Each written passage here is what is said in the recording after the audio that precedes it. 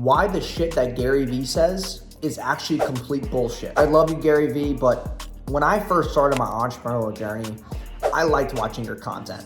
It was good, it was motivational, it was inspiring, it gave me perspective. But the thing is you own a big agency, and people who are following you, they want to know tactics. They want to be able to grow their business. They want that next fruitful piece of content that's going to give them something to implement.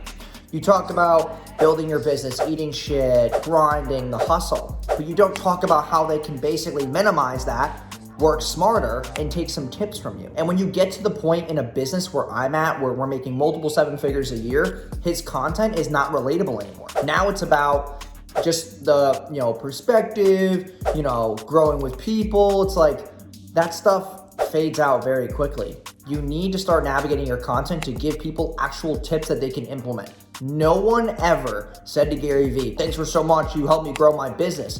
They might have said that, but it's just because they had at least some type of motivation to start. It's not the tactic, it's not the funnel, it wasn't the ads, it's not the client acquisition, it's not the actual offer that you helped them create. You just helped them get their mind off the ground. And yes, that's what some people need, but business owners right now need tactics. They need to move the needle in their business, and you need to start giving more fruitful content so that people can take your video or snippet, that short form, and implement something that will make them more money. I don't care what it is.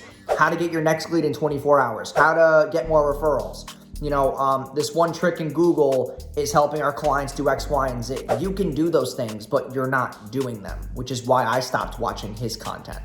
Start consuming content that's gonna help you build your business. If you're not, that's probably why your business is not growing, because you're just doing the whole motivational rah-rah, patience, gratitude, legacy. Like, dude, you don't have a legacy until you start making some fucking money so that you can help your children and start some type of wealth chain.